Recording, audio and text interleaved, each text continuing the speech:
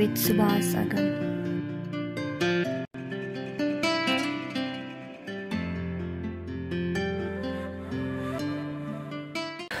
नमस्कार समादरणीय दर्शकवृन्द, स्वधर्म टिभीको प्रस्तुति कार्यक्रम द सिक्रेट्स अफ लाइफ अर्थात् जीवनको रहस्य कार्यक्रममा हजुरलाई स्वागत गर्दछु।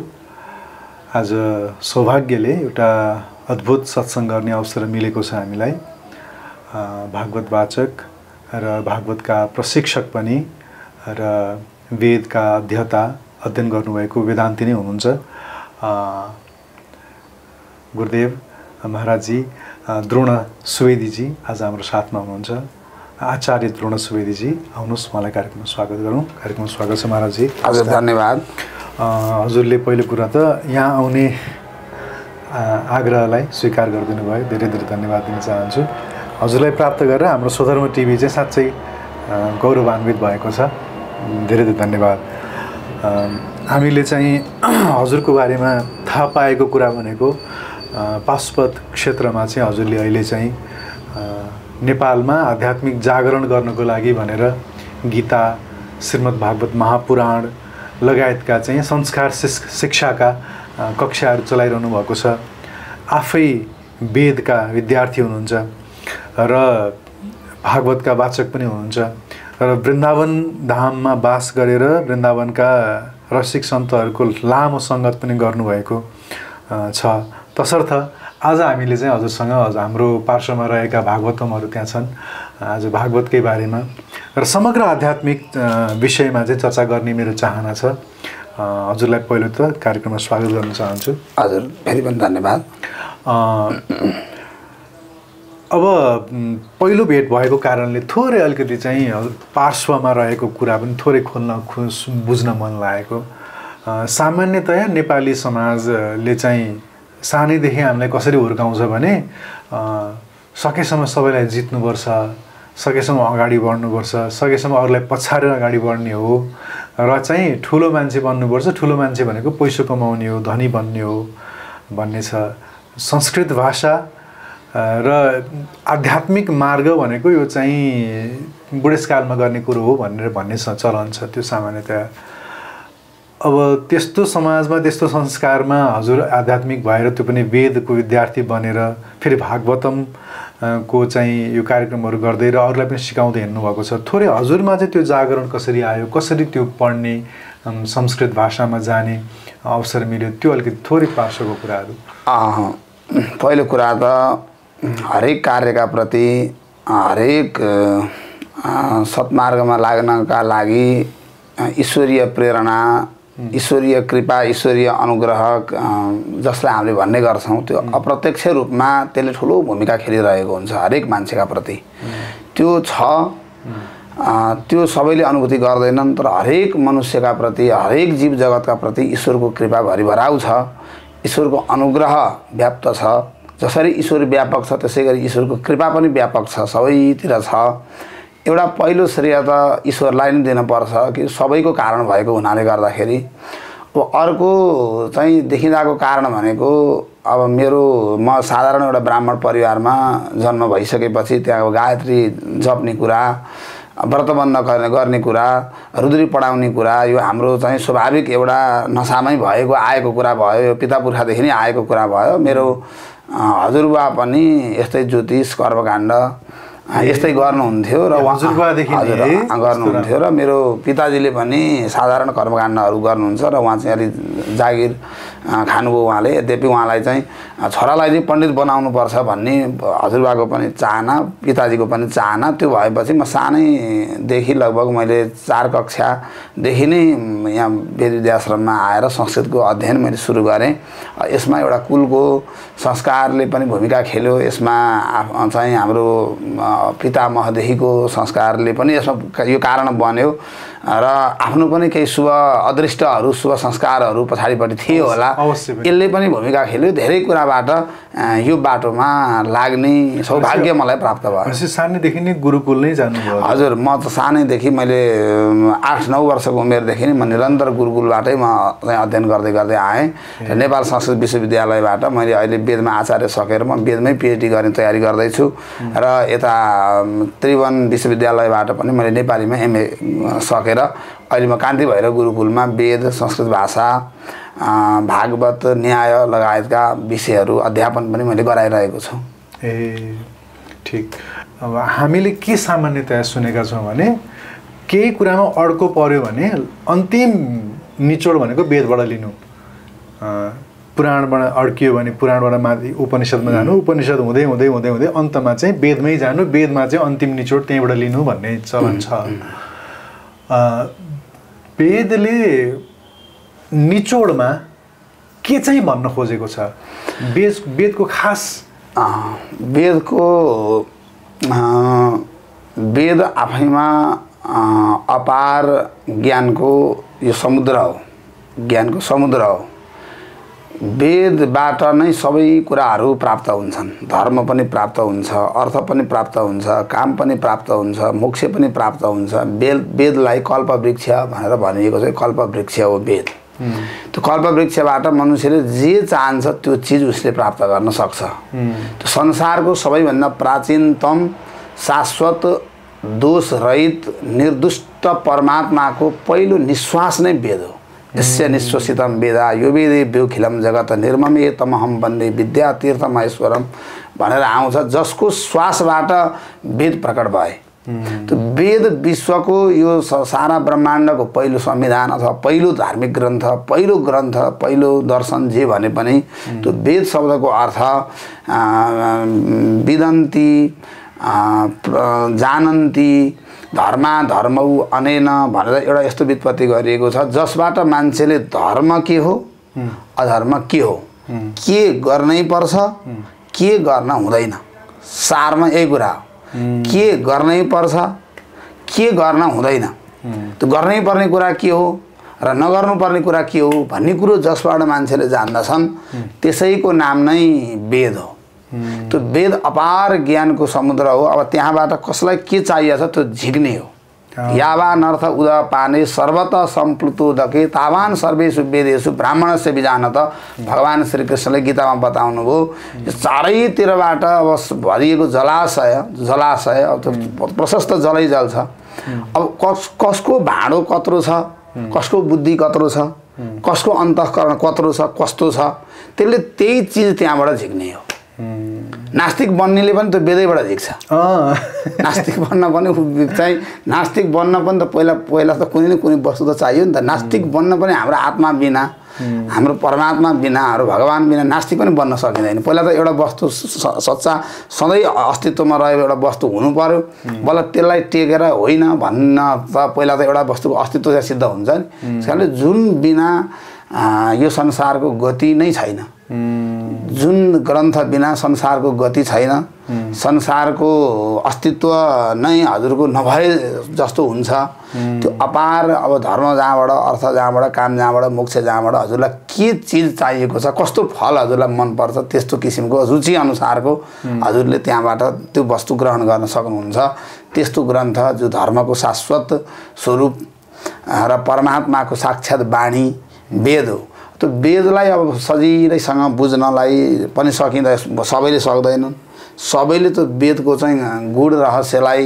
चाहिँ सबैले पक्रिन पनि सक्दैनन् उसले त्यसलाई आत्मसात गर्न पनि सक्दैन स्वीकार्न पनि सक्दैन स्वीकार्दा पनि स्वीकार्दैन सबैले कहाँ स्वीकार्छ र त्यो त धेरै ठुलो क्षमतावान मान्छे धेरै ठुलो सूक्ष्मदर्शी धेरै चाहिँ साधक तपस्वी यम नियम सम्पन्न त्यस्ता किसिमका पुरुषहरूबाट मात्रै त्यो चाहिँ त्यसको साक्षात्कार सम्पन्न भएको सम्पन्न गर्न सकिने भएको हुनाले चाहिँ वेदका लागि धेरै कुराहरू छन् काल देश पुरुष व्यक्ति अधिकारिता हरेक कुराहरू भएकोले जान्न सकिने त्यो व्यवस्थित पात्रले मात्रै जान्न सकिने चिज भयो वेद ठीक अब श्रीमद् भागवतको अगाडिका केही अङ्कहरूमा केही च्याप्टरहरूमा जब नारद र वेदव्यासको संवाद आउँछ।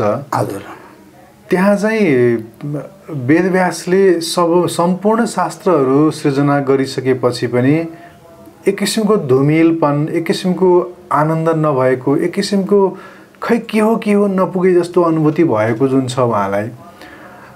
त्यसपछि अनि नारदले चाहिँ यसो गर्नुहोस्, मैले पनि यसो गरेँ, मैले यसो गरेर अनि यसरी चाहिँ आनन्दित भएँ, म पनि यो योनिमा थिएँ, यसरी मैले तप गरेँ, तप गर्दाखेरि भगवानको एक झलक पाएँ, तर त्यो एक झलकले पनि फेरि मलाई पुगेन। त्यो अनन्त चाहिँ झलक, अनन्त रूपमा भगवानमा चाहिँ हर पल हर दिन तैल धारावत त्यो भगवानमा चाहिँ डुबिरहन, भगवानमा डुबुल्की मार्न मैले सकिनँ। त्यसले गर्दा फेरि त्यसपछिको योनिमा मैले यस्तो नारद भएँ, यसरी चाहिँ भगवानमा चाहिँ म भगवानमय भगवत्तामय भएँ भन्ने कुरा गर्नुभएको छ। र त्यसपछि अनि वेदव्यासलाई चाहिँ तपाईँले त्यस कारणले अब यो गर्नुहोस् भन्नुभएको छ नि। जिज्ञासा चाहिँ के हो भन्दाखेरि चाहिँ आखिर उहाँबाट नै निश्चित छन् सबै शास्त्रहरू, वेद लगायत उपनिषदहरू, अन्य पुराणहरू। ती पनि अपुरा त होइनन्, ती पनि देववाणी नै हुन्, ती पनि ब्रह्म नै हुन्, ब्रह्म नै आएका छन् त्यहाँ। त्यसबाट चाहिँ आनन्द किन भएन कि? यस्तो छ, अब वेदभित्र सबै चिज छ। एउटा संसारले सबैले खोजेको कुरा के हो भन्दा एउटा आनन्द खोजेको छ, ज्ञान खोजेको छ। ज्ञानप्रति आकर्षण नहुने संसारमा कोही पनि छैन। साराले ज्ञान खोजेका छन्, कर्म गर्न चाहन्छन्। त्यस कारणले वेदलाई 3 भागमा विभक्त गरिएको छ। वेदमा समग्रमा 1,00,000 मन्त्रहरूको चर्चा गरिएको छ। 1,00,000। त्यो 1,00,000मा हजुरको 80,000 मन्त्रहरूले कर्मकाण्डको प्रतिपादन गर्छन्, जसलाई हामीले कर्मयोग भन्छौँ नि। कर्मयोग वैदिक कर्म ईश्वरसँग जोडियो भनेदेखि त्यो कर्मयोग हुन्छ। वैदिक यज्ञहरू, श्रौत कर्महरू त्यो ईश्वरसँग जोडियो भनेदेखि त्यो योग बन्छ, कर्मयोग हुन्छ। त्यही 80,000 मन्त्रले मनुष्यलाई कर्मयोगको चाहिँ विषयमा बताउँछन्। त्यसपछि 16,000 मन्त्रहरू वेदमा जो छन् उनीहरूले उपासनाको विषयमा बताउँछन्। उपासना जसलाई हामी भक्ति योग भन्छौँ नि। भक्ति योग उपासना भनेर त्यसलाई उपासना काण्ड भनेर यसरी व्यक्त गरिएको छ। वेदको 3 काण्ड छन् हेर्नु। त्यसपछि अर्को 4,000 मन्त्रहरूले ब्रह्मको विषयमा, आत्माको विषयमा र हजुरको मूल स्वरूप के हो, मेरो मूल स्वरूप के हो, हामी को हो, कहाँबाट आयौँ, यो वास्तविकता के हो सबै भनेर जीव ईश्वरको विषयमा, ब्रह्मको विषयमा निरूपण गर्छन् 4,000 मन्त्रहरूले। अब वेदभित्र त जस्तो पुराणले जुन अहिले भागवतबाट हामीले जुन आनन्द प्राप्त गर्छौँ त्यो ठ्याक्कै आनन्द किन त्यहाँबाट हामीलाई मिल्दैन भन्ने जो कुरा आयो। के छ भने जस्तो दुधभित्र टन्न घिउ त हुन्छ, प्रत्येक कणकणमा घिउ हुन्छ, तर अब हामीले घिउको मजा फेरि दुध खाएर आउँदैन, घिउै खानु पर्यो भने। अब त्यो सारा भागवत भनेकै के हो? भाष्यते सर्व वेदेषु, प्रत्येक वेदमा जो व्याप्त छ, वेदको प्रत्येक ऋचामा त्यो व्याप्त छ, त्यो आनन्द व्याप्त छ। तर त्यसलाई त मन्थन गर्न पर्यो, निकाल्न पर्यो नि त। त्यो अब हाम्रो बुद्धिले त मन्थन गर्न सकिँदैन। अनि त्यो त ऋषि मुनि चाहिँ साधु समर्थ महापुरुषहरू योगिन्द्र मुनिन्द्रहरू त्यस्ताले मन्थन गर्नुभयो। उहाँहरूले वेद मन्थन गर्नुभयो। त्यो वेद मन्थन गरेर के निक्ल्यो, नौनीको रूपमा के निक्ल्यो भन्दा वेद मन्थन गर्दा फेरि नौनी निक्लेन भन्दाखेरि वेदकै महत्त्व कम हुन्छ। फेरि दुधको महत्त्व कहिले कम हुँदैन। दुधै स्रोत नै त्यही हो। स्रोत नै त्यही हो। दुधैले चाहिँ घिउ जन्माएको हो। त्यो कार्यकारण भाव छ। त्यस कारणले गर्दाखेरि हजुरको भागवत एउटा सारको रूपमा, नौनीको रूपमा त्यसलाई महापुरुषहरूले अर्थ्याउनु भएको छ, परिभाषित गर्नुभएको छ। महापुरुषहरूको अनुभवमा पनि त्यो कुरो देखिएको छ।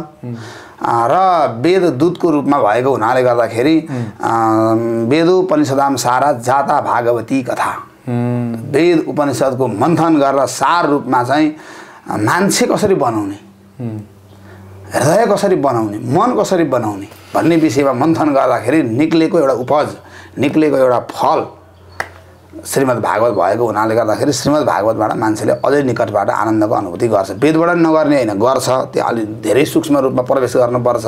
धेरै ठुलो चाहिँ कि त ऋषि नै बन्नु पर्यो, विश्वामित्रै बन्नु पर्यो, वशिष्ठै बन्नु पर्यो त्यहाँबाट पनि प्राप्त गर्न गर्ने होइन, गर्छ। तर अब साधारण सर्वसाधारण सबैले चाहिँ प्रत्यक्ष रूपमा चाहिँ व्यक्तबाटै उसले आनन्द लिन्छ नि त, व्यक्तबाट।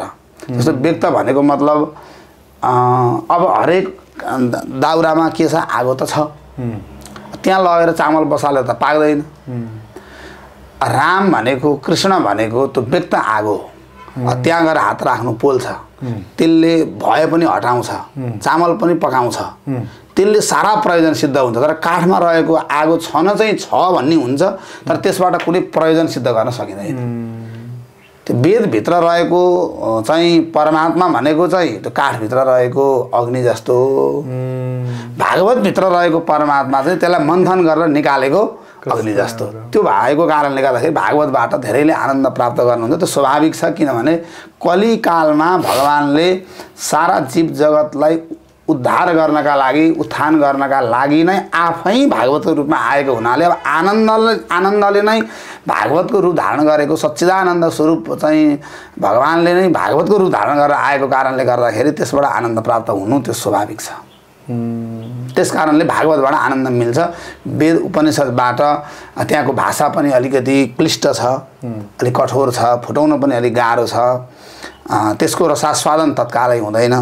त्यसैले हाम्रो साहित्यले तीनटा संहितको चर्चा गर्छन्, एउटा प्रभु संहित, अर्को मित्र संहित, अर्को सुहृद संहित। त्यो तीन खालका साहित्य हुन्छन्। त्यो तीन खालका साहित्य मध्येमा वेद भनेको यो चाहिँ कसैलाई फकाइ फुलाइ गर्ने, ललाइ फकाइ गर्ने काम वेदले गर्दैनन्। स्वर्ग काम अग्निहोत्रम जुह्यात, अग्निहोत्रम जुह्यात स्वर्ग काम। स्वर्ग जाने इच्छा छ भने अग्निहोत्र याग गर। उसले अब चाहिँ यो उसले अरू केही भन्दै भन्दैन, गरे स्वर्ग पायो, नगरे पाएन। उसले राजाको भाषा वेदको हुन्छ, आदेशात्मक भाषा, आदेशात्मक भाषा हुन्छ। तर पुराणको भाषा चाहिँ कस्तो हुन्छ भन्दा साथी साथी बिचको जस्तो भाषा हुन्छ। साथी, एउटा साथीले अर्को साथीले कसरी भन्छ, मलाई त यस्तो गर्दा पो राम्रो हो कि जस्तो लाग्छ भन्न उसले सही बाटो, राम जस्तो बन, रावण जस्तो नबन भनेर साथीले कसरी सम्झाउँछ, साथीले साथीलाई सम्झाएको त्यसमा बढी प्रभावकारिता हुन्छ।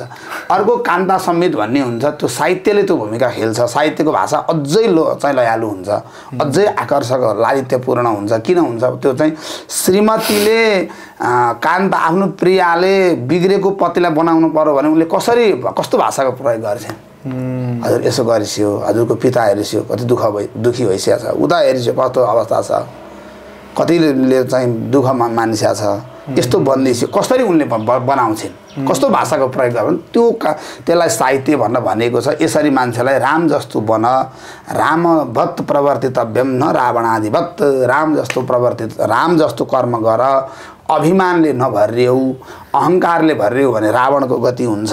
ज्ञान त छ नि त त्यहाँ। रावणमा त्यस्तो स्तोत्र रचना गर्ने रावणमा कस्तो भाषिक ज्ञान थियो होला, त्यो साहित्यिक ज्ञान उसमा कस्तो थियो होला। झटाटवी गलत जल प्रवाह पावित स्थले गले बलम बेल, यस्तो भाषा रचना सिर्जना गर्ने त्यो सृजनशीलता कस्तो चाहिँ उच्च कोटिको थियो। तर ऊ किन विनाश भयो भन्दा ऊ अहङ्कारले भरिरहेको थियो, ऊ अभिमानले भरिरहेको थियो।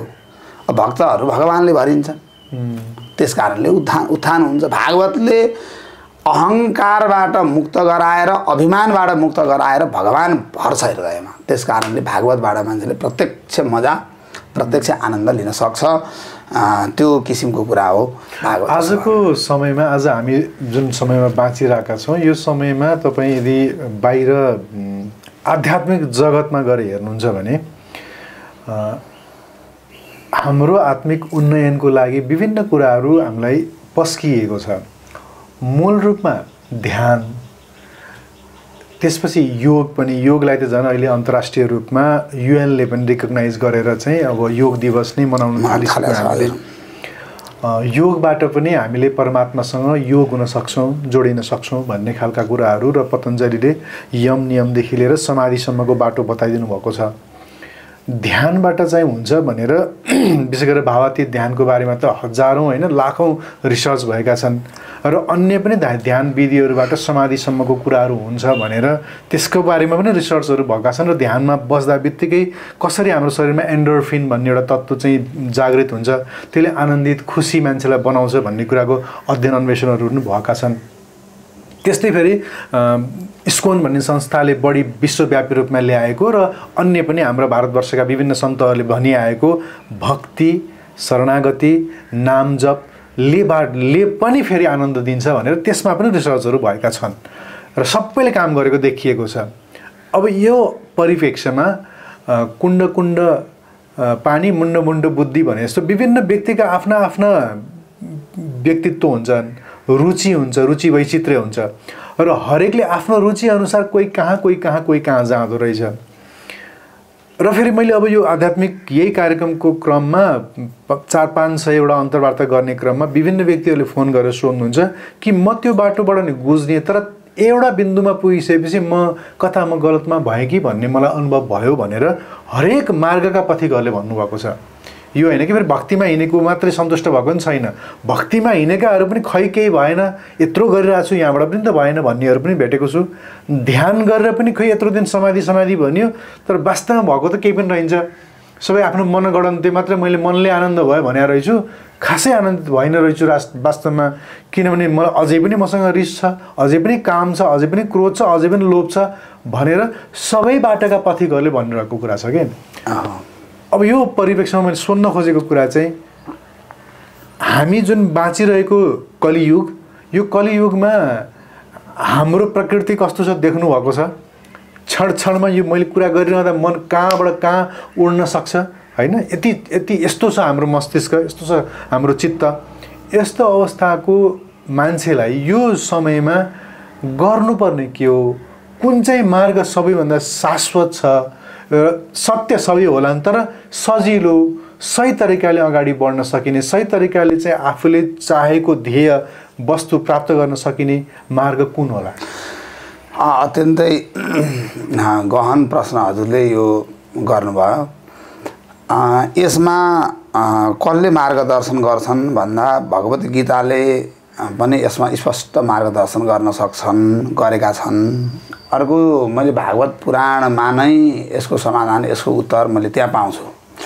जस्तो परीक्षित महाराजले पनि के प्रश्न सोध्नुभयो भने, हे भगवान यो संसारमा साधन पनि कयौँ छन्, जस्तो वैदिक दर्शनको यही नै सुन्दरता हो। एउटा बगैँचामा एक थरी मात्रै फुल फुल्यो भनेदेखि त्यो बगैँचा त्यति सुन्दर देखिँदैन। हेर सब विभिन्न, कोही रातो छ, कोही सेतो छ, कोही पहेँलो छ, कोही होचो छ, कोही अग्लो छ, कोही कस्तो अनेक थरीका फुलहरू फुलेको बगैँचा मात्रै त्यो सुन्दर हुन्छ। हाम्रो यो विविधता यो वैदिक दर्शनको एउटा सुन्दरता हो, सुन्दरता हो। अब यहाँ मध्येमा कसैलाई योगको मार्ग, ध्यान गर्ने मार्ग ठिक लाग्ला, कसैलाई चाहिँ भक्ति मार्ग शरणागतिको मार्ग ठिक लाग्ला, कसैलाई चिन्तन गर्ने यो वेदान्तको मार्ग, चिन्तनको मार्ग, यो ज्ञान योगको मार्ग होइन यो ठिक लाग्ला। अब चाहिँ यो यी धेरै मार्गहरू मध्येमा मनुष्यलाई छिटो आध्यात्मिक लाभ र छिटो आध्यात्मिक अनुभूति गराउने चाहिँ कुराका लागि चाहिँ सबैभन्दा पहिला त मनुष्यले आफ्नो आहारमा नियन्त्रण गर्न जरुरी हुन्छ। यसमा दृढतापूर्वक निष्ठापूर्वक आफ्नो आहारमा नै नियन्त्रण गर्नुपर्छ पहिला। अनियन्त्रित भोजनलाई नियन्त्रण गर्ने, व्यवस्थित गर्ने। त्यसपछि परीक्षितले त्यहाँ के प्रश्न सोध्नु भएको छ भने, अब यो मनुष्य जीवनको मर्नेवाला मनुष्यले गर्नुपर्ने कुरा के हो? बिल्कुल बिल्कुल। मर्नेवाला मान्छेले जो मृत्युको नजिकमा जाँदैछ दिन प्रतिदिन, सुन्नुपर्ने कुरा नि हजारौँ छन्, जान्नुपर्ने कुरा नि हजारौँ छन्, गर्नुपर्ने कर्तव्य कर्म पनि धर्मशास्त्र पल्टाएर हेर्ने हो भने कति हो, तर कुन कुरा गर्दाखेरि सबै कुरा गरेको ठहर छ। त्यस्तो चाहिँ यो यस्तो आलस्य युगमा सबै अल्छी प्रकृतिका मान्छे सकेसम्म चाहिँ सजिलो के गर्दा हुन्छ, सजिलो खोज्छ मान्छेले, छिटै उसलाई आनन्द चाहिएको छ, तत्कालै चाहिएको छ। ऊ 1 वर्ष धैर्य गर्न तयार छैन, 5 वर्ष त पहिला ऋषिहरू त कमसेकम वर्ष हजारौँ वर्ष गुफामा बसेर भनेर हामीले थाहा पाउँछौँ। तर अहिलेको त्यही ऋषिका सन्तान हामीलाई 1 दिनमा आजै फुत्तै चाहिएको छ।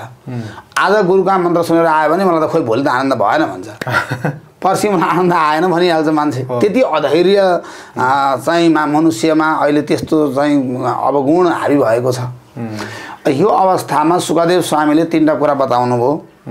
एउटा कुरा, पहिला कुरा मान्छेले स्वधर्मको कहिले पनि परित्याग गर्न हुन्न, आफ्नो स्वधर्ममा रहिरहने। आफ्नो स्वधर्मको भागवतले सिकाउने कुरै हामीलाई यही हो। आफ्नो स्वधर्ममा निष्ठापूर्वक बस, पहिलो कुरो। दोस्रो कुरो सत्सङ्ग गर। साधकहरूको जसले वेदादी शास्त्रको अध्ययन गरेका छन्, जो साँच्चैको साधक छ, जसले साँच्चै केही न केही तत्त्वको स्पर्श प्राप्त गरेको छ, जसले वैदिक वाङ्मयको निचोड निष्कर्ष निकालेका छन्, त्यस्ता विरक्त चिन्तनशील मननशील साधकहरूको नजिकै गएर सत्सङ्ग श्रोतव्य भनेको सुन्ने। आदिको श्लोकमा उहाँले प्रश्न गर्नुभएको थियो, आदि श्लोकमै जवाफ दिनुभयो।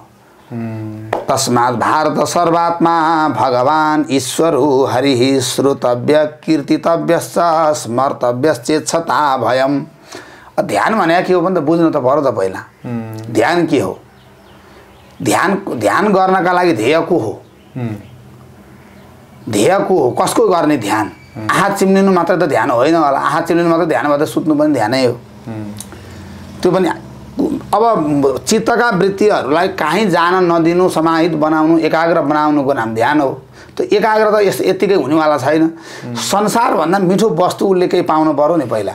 संसारको विषयले सारालाई सताएको छ, कामले सताएको छ, क्रोधले सताएको छ, लोभले सताएको छ, मदले सताएको छ, ईर्ष्याले सताएको छ, अहङ्कारले सताएको छ, अन्तःकरण मलिन छ। यो मलिन अन्तःकरणमा त सुख त उत्पत्ति हुँदैन, त्यहाँ उत्पन्न हुँदैन सुख। त्यस कारणले पहिलो कुरो मनुष्यले यो सारा चित्तका वृत्तिहरू विषयतिर जो अभिमुख छन्, विषयतिर जो चित्तका रूपमा, रसमा, गन्धमा, स्पर्शमा, शब्दमा जो मनका तारहरू, मनका वृत्तिहरू जो फसेका छन्, त्यो भन्दा आकर्षक वस्तु नदेखिकन मनले ती चिजहरू छोड्दैन। एउटा बच्चालाई हजुरले चक्लेट छोडा बाबु भन्नु, उसले ज्यानकै छोड्दैन। आदत परिसकेको छ, चक्लेट किन छोड्छ उसले? उसको हातमा लगेर डेरी मिल्क राखिदिनु, उसले चक्लेट छोड्छ। मनलाई पनि उसले त संसार भोगिरहेको छ। संसारभन्दा मिठो, विषयभन्दा मिठो वस्तु कुनै चाहियो नि त। अनि त्यो वस्तुको विषयमा सुन्नुपर्छ। नसुनिकन त जानिँदैन। ध्यान के हो, योग के हो, आचार के हो, शुद्ध आहार किन गर्ने, शुद्ध वस्त्र किन धारण गर्ने, आफ्नो बिहान ब्रह्म मुहुर्तमा 4 बजे किन उठ्ने, यो सबै कुरो उसले कहाँ गएर बुझ्छ भन्दा हरिकथामा गएपछि बुझ्छ। श्रोतव्य, सुन्न पर्यो। पहिलो कुरा उसले बुझ्नु पर्यो के हो भक्ति योग भने। त्यो त पहिला बुझ्न पर्यो नि त। मान्छेले बुझेको पनि छैन राम्रोसँग के हो भक्ति योग, भक्ति कहाँबाट कसरी गरिन्छ, कर्मयोग भनेको केलाई भनिएको, के हो कर्मयोग भनेको, ज्ञान योग भनेको के हो, यो विषयमा चाहिँ स्पष्ट भइसकेपछि मान्छेले के रोज्छ भन्दा सजिलो बाटो उसले भगवानको भक्ति गर्नुमै देख्छ। बुझिसकेपछि चाहिँ नबुझुन् जेल त अब अनेकौँ प्रश्न पनि उठ्छ, फस्न पनि फस्छ मान्छे। कहिले एक ठाउँमा जान्छ, 2 वर्ष अल्मलिन्छ, खोइ भएन नभए जस्तो लाग्यो भन्दै आउँछ, फेरि अर्को ठाउँमा जान्छ, अर्को ठाउँमा फस्छ, खास लाग्नुपर्ने ठाउँमा लाग्दैन।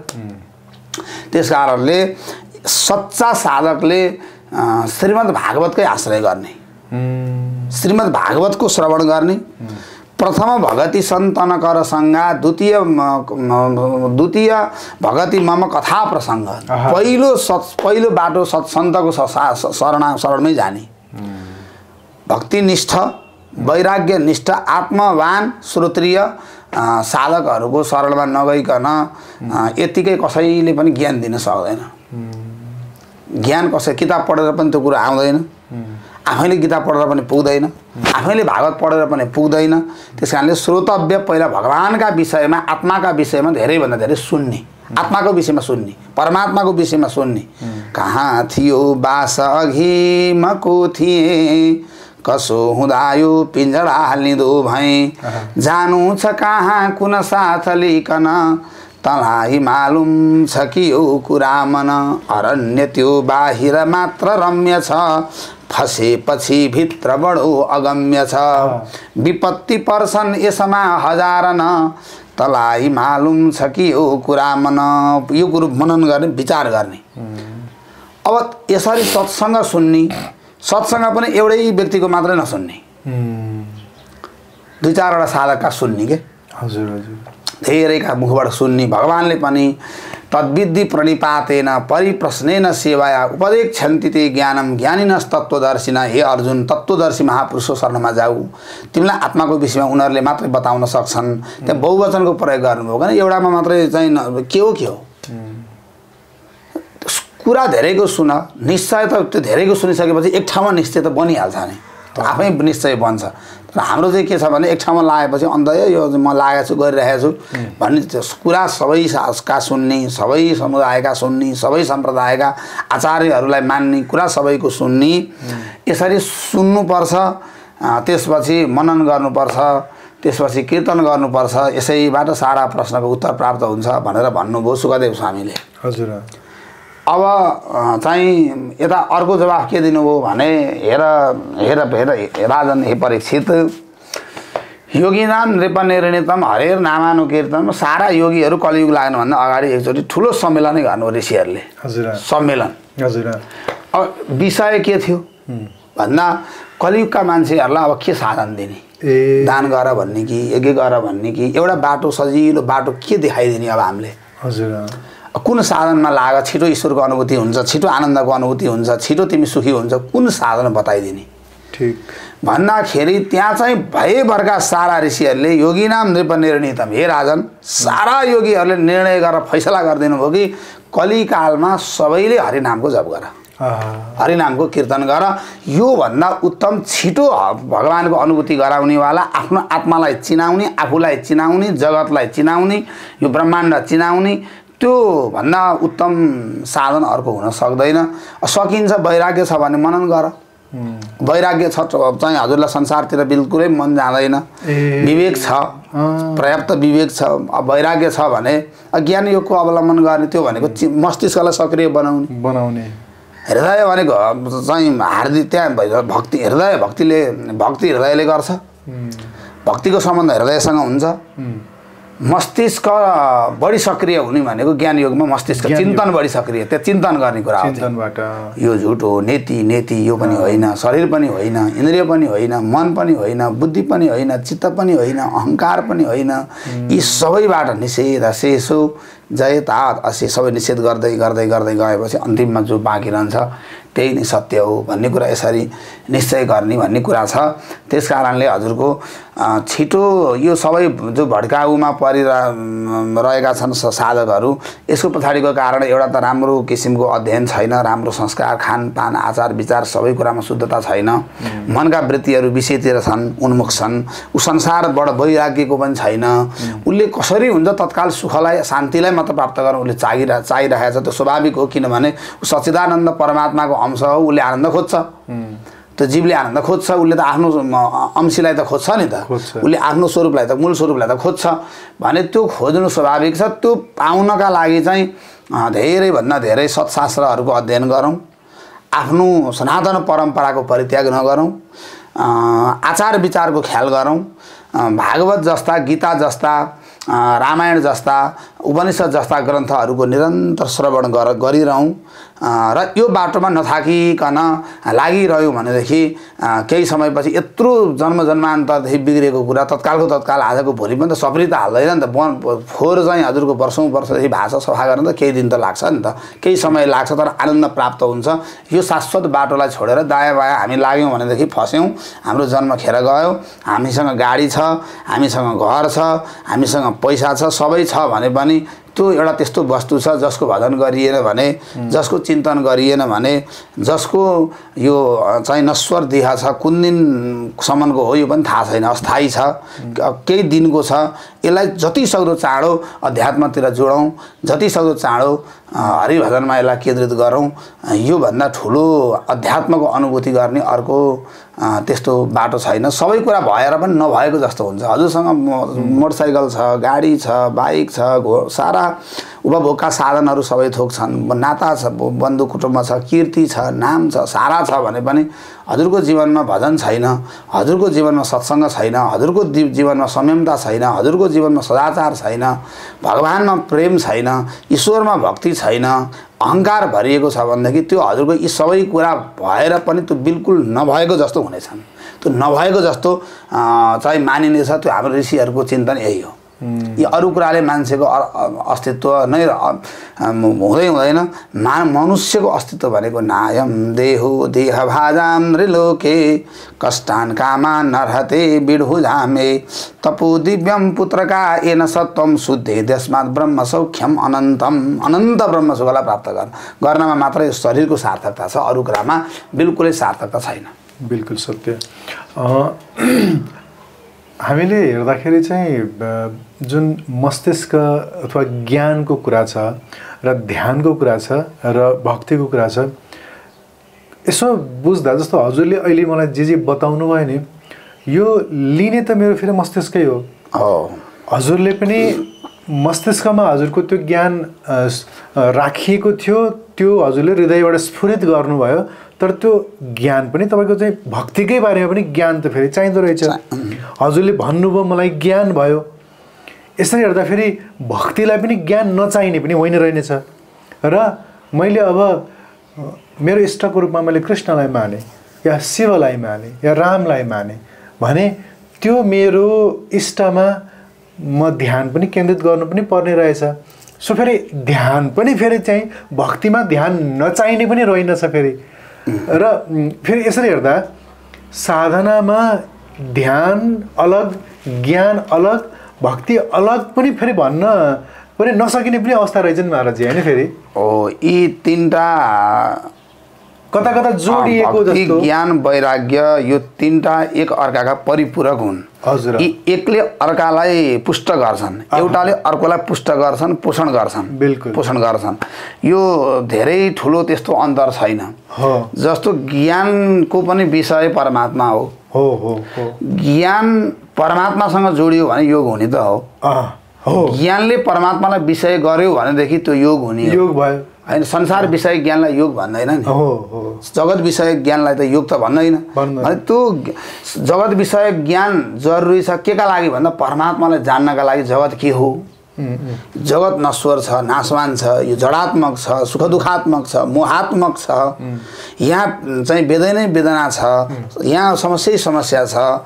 यो भन्दा विलक्षण एउटा चाहिँ त्यस्तो छ जहाँ मोह छैन, सुख दुखात्मक छैन, आनन्द घन छ, सच्चिदानन्द रूप छ भने त्यो वस्तुलाई चाहिँ मैले पाउनुपर्छ भन्ने बनाउनका लागि पनि जगत विषय ज्ञान पनि त आवश्यक छ नि। किन भगवान्लाई पाउँछ? संसारमा के कुरो दिएन र हजुरलाई भगवान् चाहियो त? अब यो कुराको चिन्तन विवेकबाट हुन्छ। यो यही हो ज्ञानको चिन्तन गर्ने भनेको, यही सूक्ष्मतामा गएर यसरी चाहिँ हामीले मनन गर्ने। त्यो मनन गर्दाखेरि त सार फेरि परमात्मामा त देखा पर्छ। फेरि एउटै त्यही देख्छ, जोडिएको छ सबै। अनि खाली कुरा के हो भन्दा सालोक्य, साष्टी, सामुप्य, सामिप्य, सारूप्य यी अनेकौं प्रकारका जो मुक्तिको स्वरूपहरू पनि एकै खालका मुक्ति छैनन् क्या। हाम्रो मुक्ति पनि कैवल्य मुक्ति चाहने कि एउटै हुने कि ठ्याक्कै गर। यतापट्टि एउटा आगो दियो बलिरहेछ, उता ठुलो आगो बलिरहेछ, त्यो दियोलाई लगेर आगोमै झप्पै मिसाएर एउटै बनाइदिने कि। अब कैवल्य मुक्ति भनेको चाहिँ जीव र ब्रह्मको पुरै एकताका कुरा छन्। त्यो निर्गुण ब्रह्मसँग गएर चाहिँ जीव गएर पुरै एक हुने, एकता गर्ने कुरा, एक हुने कुरा छ। त्यो भ्रमले चाहिँ अन्तःकरण खडा गर्यो, भ्रमले शरीर खडा भयो, मिथ्या ज्ञान र अज्ञानले शरीर खडा भयो, संसार खडा भयो भनेर यसरी बात गर्दै निषेध गर्दै अन्तिममा एउटै ब्रह्मको मात्रै अस्तित्व बनाउने, त्यहाँ अरू सबै कुराको त्यसैमा अन्तर्भाव गराउने, जगतलाई पनि त्यही अन्तर्भाव गराउने, इन्द्रिय सारा यी अज्ञानबाट चाहिँ सृजित कुराहरू हुनु भनेर त्यसैमा ब्रह्ममै लगेर अन्तर्भाव गराउने र एउटै ब्रह्मको अस्तित्व देखाउने भन्ने कुरा एउटा छ भने फेरि चाहिँ सगुण रूपको भगवानको सगुण भक्तिको आनन्द लिने। जस्तो मधुसूदन सरस्वती जस्ता ज्ञानीहरूले पनि भगवान श्रीकृष्णको कृष्णात् परम किमपि तत्त्वम यस्तो यस्तो स्तोत्र लेख्नु भएको छ। यस्तो आनन्द उहाँले योभन्दा परतत्त्व के छ मलाई थाहा छैन, कसरी थाहा पाउनुहुन्छ भने पाउनुहोस्, त्यसमा पनि मेरो केही भन्नु छैन, मेरो विवाद गर्नु छैन।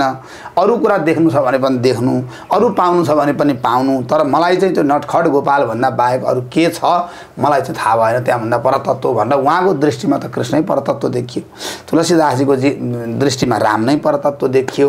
अब रामकृष्ण परमहंसको दृष्टिमा दुर्गा देवी नै परतत्त्वको रूपमा देखियो भने उहाँहरू सबै ब्रह्मस्वरूप हो। एउटा इष्ट आफूलाई जहाँ रस आउँछ, जहाँ छिटो आफ्नो मन मन त्यहाँ चाहिँ रम्छ, आफ्नो मनले जसलाई सहज छिटो स्वीकार गर्छ त्यसको विषयमा धेरै सुन्ने, त्यसैको नाम जप्ने, त्यसैको कीर्तन गर्ने, त्यसैको चाहिँ स्वभाव प्रभावलाई जान्ने प्रयास गर्ने। त्यसो हुँदाखेरि चाहिँ विवेक पनि आउँछ, वैराग्य भक्तिले दुईटै कुरा एकसाथ जन्माउँछ। ज्ञान पनि जन्माउँछ, वैराग्य। अब ज्ञान मात्रै प्राप्त गर्नका लागि कत्रो ठुलो प्रयास गर्नुपर्छ। फेरि भक्तिले तत्कालै ज्ञानलाई जनयति उत्पन्न गराइदिन्छ। जनयत त्यासु वैराग्यम ज्ञानम च यद हेतुकम भन्ने आएको छ। ज्ञान पनि वैराग्य पनि भक्तिले तुरुन्तै जन्माइदिन्छ, प्रकट गर्दै प्रयासै गर्न पर्दैन क्या, सजिलैसँग। त ध्रुवजीले भगवानको भजन गर्न 5 वर्षको उमेरमा जानुभयो, मथुरा जानुभयो, ध्यान गर्नुभयो, भजन गर्नुभयो, उपासना गर्नुभयो। 5 वर्षको बच्चाले अब कस्तो स्तुति गर्छ हेर्नु त। योन्तः प्रविश्य मम वाचमिमां प्रसुप्तां सञ्जीवयत्यखिल शक्तिधर स्वधाम्ना अन्यस्तहस्तचरण श्रवणत्वगादीन् प्राणान्नमो भगवते पुरुषाय तुभ्यम। अब उहाँलाई सारा वेद वेदान्तहरू एउटै श्लोकमा हटाइदिनु भयो। एउटै श्लोक। त्यस्तो साधक भनेको त गागरमा सागरमा चाहिँ गागर अटाउने चाहिँ जात हो नि त। यो साधक भनेको, महापुरुष भनेको धेरै ठुलो कुरा हो। अब उहाँले भएभरका वेद वेदान्तहरू त उहाँहरूको त आयो त एकैचोटि। जसले हातलाई हात जस्तो बनाएको छ, जसले आँखालाई आँखा जस्तो बनाएको छ, कानलाई कान बनाएको छ, जिब्रोलाई जिब्रो बनाएको छ, यी सारा शरीरहरूलाई जसले सक्रिय बनाएको छ, म त्यस्तो पुरुषलाई प्रणाम गर्छु भन्नुभयो। त्यहाँ नामको उच्चारण त्यो भनेको त सारा उपनिषदले बताउन खोजेको कुरै त्यही ब्रह्म भनेर उसैलाई भनिरहेको छ सारा। तर ध्रुवजीलाई 81 5 महिना नारायण नारायण गर्दाखेरि नमो भगवते वासुदेवाय गर्दा आयो त त्यो सारा ज्ञान। त्यसले भक्तिले ज्ञान पनि प्रकट गराउँछ। यी एक ज्ञान मात्रै भयो हजुरसँग, ज्ञान मात्रै भयो भनेदेखि विद्वान मान्छेले कुरा सबै थोक गर्छ, तर उसको आफ्नै जीवनमा नि उसले आनन्द पाएको हुँदैन। ऊ आफै जसले अर्कालाई ज्ञान दिइरहेछ, बाँडिरहेछ, ऊ आफै पनि भित्रबाट ऊ पनि आफै शान्त छैन। विद्याले दिने कुरा के हो? सा विद्या या विमुक्त है। त्यो विद्या विद्या हो जसले मुक्त गराउँछ, समस्याबाट पार लगाउँछ, बन्धनबाट त्यो विद्या पो विद्या हो। त्यस कारणले निठल्लो ज्ञानले मात्रै, किताबी पुस्तकीय ज्ञानले मात्रै त मान्छेले संसारमा कुरा त गर्छ, बाँड्छ, तर न त्यो ऊ आफैमा विनम्रता हुन्छ। अब उसमा ज्ञानले हुने चिज के हो? ज्ञान भएपछि मान्छेले समाजमा कस्तो अपेक्षा राख्छ? हो यो त विनयी होला, विद्या ददाति विनयम विनयाद्याति पात्रताम, यो त विनयी होला, चाहिँ ईश्वरको भक्त होला, आचारवान होला, सबै चिज होला भनेर मान्छेले विचार गरिरहेको हुन्छ नि। विद्वान मान्छेमा यो कुरा समाजले अपेक्षा राख्छ अवश्य पनि। तर विद्वान, अब रावण विद्वान थियो, विद्वान त थियो, तर अभिमानले भरिएको थियो, अहङ्कारले भरिएको थियो। अब हनुमानजी विद्यावान थिए, रामले भरिएका थिए। हनुमानजीको कीर्ति हेर्नु, विद्यावान गुणी अति चातुर, राम काज करिबेको आतुर, प्रभु चरित्र सुनिबेको रसिया, राम लखन सीता मन बसिया। त्यस कारणले विद्याले विनम्र बनाउँछ, गुणी बनाउँछ, चतुर बनाउँछ, सत असत वस्तु विवेचन गर्न सक्ने बनाउँछ।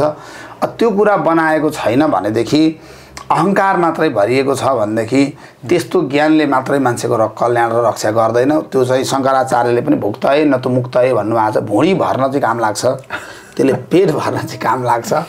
त्यो विद्याले यसो नामसाम पनि कमाउला, केही गर्ला, यताउति फुर्तीफार्ती पनि लाउला, तर त्यसले अन्ततः पारमार्थिक गति त्यस्तो ज्ञानले पनि दिँदैन। त्यस कारणले हामीले भक्ति सहितको ज्ञान, उपासना सहितको ज्ञान, भक्ति सहितको वैराग्य, यो तीनटै कुरा भयो भनेदेखि मात्रै मान्छेको कल्याण सम्भव छ। भक्ति, ज्ञान र वैराग्य बेगर भागवतको यो सबभन्दा ठुलो विशेषता यही हो। जहाँ ज्ञान ओतप्रोत छ, भक्ति पनि ओतप्रोत छ, वैराग्य पनि ओतप्रोत छ, यो त्रिवेणी हो क्या भागवत भनेको। एउटा भक्ति, भगवान र चाहिँ भक्तहरूको त्रिवेणी सङ्गम हो। त्यस्तो देखिएको छ महाराजजी। जस्तो विश्वविद्यालयमा विद्वानहरू धेरै देखिनुहुन्छ, संस्कृतकै विश्वविद्यालयमा पनि मैले त्यस्तो आफूले थोरै ख्याल गरेको भएर म सोधिरहेको छु कि विद्वान उहाँहरू भयङ्कर हुनुहुन्छ। विद्वान भइकन पनि फेरि दैन्यता नआएको या भक्तिपरक व्यक्तित्व नभएको र भक्तहरूप्रति अझ एक किसिमको यी मूर्खहरू हुन् भन्ने खालको दृष्टि भएको पनि मैले अलिअलि देखेको छु। हो, यो शास्त्र आदि अध्ययन अध्यापन गरेको वेदादि शास्त्र बुझेको मान्छेसँग तर्क त हुन्छ, हो, कुरा गर्छन्। त सारमा के छ त, त्यहाँ सारमा निचोड निकाल्दाखेरि जस्तो मभन्दा माथि, हामीभन्दा माथि, मभन्दा महान या कोही पनि छैन भन्ने बुद्धि भनेको त्यो कस्तो बुद्धि हो? त्यो ज्ञानले दिने बुद्धि त्यो हो कि होइन? ज्ञानले त्यो ठाउँमा पुर्याउने हो। यत्रो वर्ष शास्त्र अध्ययन गरेर हामी त्यो ठाउँमा पुग्ने भएदेखि त्यो ज्ञान त कसलाई कसो आकर्षण हुन्छ र? हनुमानजीको जस्तो चाहियो नि ज्ञान भइसकेपछि त। हनुमानजीको ज्ञानलाई ज्ञान भन्ने, जहाँ विनम्रता पनि छ, कहाँ के गर्नुपर्छ भन्ने पनि छ, भक्ति पनि हृदयमा भरिएको छ कि हनुमानजीलाई आउँदैन, हामीले जाने जति वेद उहाँलाई आउँदैन। सुखदेव स्वामीले बुझाएको छैन होला त्यतिको वेदान्त, त्यतिको शास्त्र उहाँलाई आउँदैन थियो होला, किन कृष्ण नाममा त्यसरी लट्ठिनु भयो? सुखदेव जस्तो वैरागी र ज्ञान को छ होला? आत्मा रामास मुनयो निर्गन्थ अपिरुक्रमे कुर्वन्ते हैतुकिम भक्तिम इत्थम भूत गुणो हरिहि। कि उहाँहरूसँग करपात्रीजीसँग थिएन होला त्यतिको ज्ञान। त्यस कारणले यो सबै त्यही त ज्ञानले अभिमानी बनायो भनेदेखि अब अभिमान नाश गर्ने केले? अभिमान नाश केले गर्ने? पढ्या मान्छे लोभी छ भने अब लोभ हटाउने कसले? ज्ञानले लोभी बनाउने हो, ज्ञानले अभिमानी बनाउने हो, ज्ञानले बन्धनमा पार्ने हो, जटिलतामा लाने हो। त्यस कारणले ज्ञानले त परमात्माको निकट लैजान्छ। सच्चा ज्ञानले परमात्माको निकट लैजान्छ, विनयी बनाउँछ, विनम्र बनाउँछ, गुणवान बनाउँछ, सबै किसिमका चाहिँ दिव्याति दिव्य आकर्षक गुणहरू उसमा चाहिँ आउँछन्, प्रवेश गर्छन्। त्यस कारणले कहिलेकाहीँ चाहिँ गुरुदेव ठ्याक्कै रोके, मजबुरीका नाम महात्मा गान्धी भनेर भन्ने चलन छ भारतवर्षमा, होइन? र यसलाई चाहिँ नेगेटिभ रूपमा, यो नकारात्मक रूपमा व्याख्या गरियो कि चाहिँ जो दैन्य छ नि ऊ वास्तवमा कमजोर भएर दैन्य भएको हो, ज्ञानले होइन भन्ने खालको कुरा छ। तर कसैले तपाईँलाई उत्पीडन गरिरहेको छ, तपाईँलाई होच्याइरहेको छ, त्यस्तो अवस्थामा पनि उसको कल्याण कसैले चाहिरहेको छ भने त्यो कमजोर भएर गऱ्यो होला र?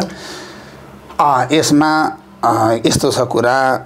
पहिलो कुरा त सबै समाजले, सबैको हृदयले साधुको महिमा बुझ्न सक्दैन। साधुहरूको भावलाई पनि उसले एक त स्वीकार्न पनि सक्दैन, उसले बुझ्न पनि सक्दैन। उसको क्षमतै त्यति हो। त्यो महानतालाई, त्यो साधुतालाई बुझ्ने केही पात्रहरू, मिराजीले घायल कि गति घायल जाने और नजाने कोही, अब म किन यस्तो भएको छु त भन्ने कुरा त्यो घायलले मात्रै जान्छ।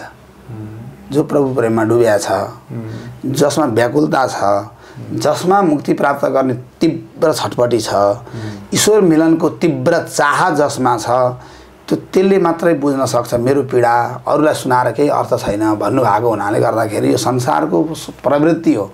अज्ञानले सारा संसार, अज्ञानै छ घुमाउने सकलको शत्रु सरीको यहाँ, सारा संसारलाई अज्ञानले घुमाएको छ। त्यस कारणले त्यस्तो किसिमको त्यो कोटिको उच्च कोटिको साधकलाई बुझ्न सकिँदैन। किन भन्दा भक्ति भगवन्त, भक्ति भगवान भगवन्त, यो र भक्त यो चतुर नाम बपु एक, यो नाम मात्र चारवटा हो तर एउटै अभेद हुन्छन्। जसरी ईश्वरलाई दुनियाँले बुझ्न सक्दैन नि, के हो के गर्न खोजेको छ उसले, को हो कृष्ण, सारा जगतलाई नचाइरहेको छ, उसैको फेरिमा सारा ब्रह्माण्ड घुमेको छ, कसले बुझ्न सकेको छ? को राम, जसको एउटा ग्रन्थ रामायण बुझ्न सकेका छैन, सारा समय खर्चिँदाखेरि। शतकोटी प्रविस्तरम, किन त्यसरी रामप्रति सारा दुनियाँ आकर्षित छ? त्यो राम जसरी अजेय छ, जसरी अचिन्त्य छ, अनन्त छ, अपार छ, अखण्ड छ, त्यो भगवानको भक्त पनि त्यस्तै जस्ता हुन्छन्। हेर्नु, अचिन्त्य हुन्छन्, अपार हुन्छन्। त्यो समुद्र छ, के भनेर व्याख्या गर्ने त्यसलाई? अब त्यस कारणले बरु परमात्मालाई त बरु अलि नजिकबाट छिटै चिन्न सकिन्छ। हेर्नुहोस्, भगवानका भक्त त्यस्ता ज्ञानीहरूलाई संसारी समाजले भरतजी किन बौला, जड भरत किन हुनुभयो? त्यस कारणले गौतम बुद्धलाई नि त बौला भन्थे। संसार चाहिँ बौला हो खासमा वास्तवमा ऊ खास चाहिँ स्वरूपमा छ, खास चाहिँ जागेको ऊ छ, बिउजेको ऊ छ। मोहनिद्रामा चाहेका संसारी मान्छेले रामलाई त छोडेनन्, कृष्णलाई त छोडेनन्, तपाईँ हामी साधु कसैलाई छोड्दैन। तर यस्ता कुराबाट विचलित हुने होइन, आफ्नो साधुता जोगाउने, आफ्नो साधनामा निरन्तर लागिरहने, आफ्नो दृढ निष्ठाका साथ भगवत उपासनामा लाग्नु, योभन्दा ठुलो कल्याणको बाटो अर्को कुनै पनि छैन। हरेक मान्छेले आफ्नो कल्याणका लागि यही बाटो। मैले यो विषयमा केही बेर मन्थन किन पनि गर्न चाहिरहेको थिएँ भने हजुर जस्तो विद्वान व्यक्तित्व सधैँ भेट हुँदैन र विद्वान भइकन पनि फेरि भक्तिपरायण भएको कारणले यति विमर्श हजुरसँग गर्दाखेरि सुन्नेलाई चाहिँ छर्लङ्ग हुन्छ भनेर हामी विमर्श गरेका हौँ। वास्तवमा यति धेरै गर्न जरुरी थिएन, तर गर्नुपर्ने पनि छ, किनभने धेरै यस नबुझेका पनि हुनुहुन्छ। अब आयो भक्तिको कुरा, भक्तिमा नाम जप सङ्कीर्तनको कुरा।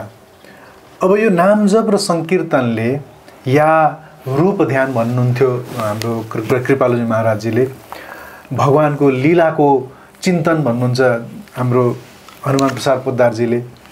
त्यो भगवानको लीलाको चिन्तन या भगवानको त्यो दिव्य नामको जपन हर पल हर हमेसा चाहिँ वृन्दावनवासी धेरै भक्त रसिकहरूको हातमा जति बेला पनि सुमिरनी देखिन्छ, हर पल हर प्रहर उहाँहरू नाम जपिरहनुहुन्छ, सङ्कीर्तन गरिन्छ। त्यो भगवानको नाममा त्यस्तो के छ त्यो कारण जसको कारणले चाहिँ हर पल हर प्रहर जपिरहनु परेको छ?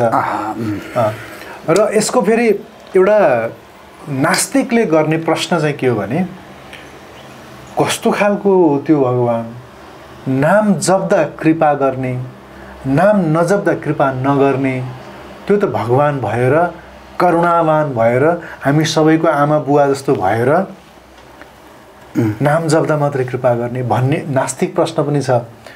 नाममा के छ?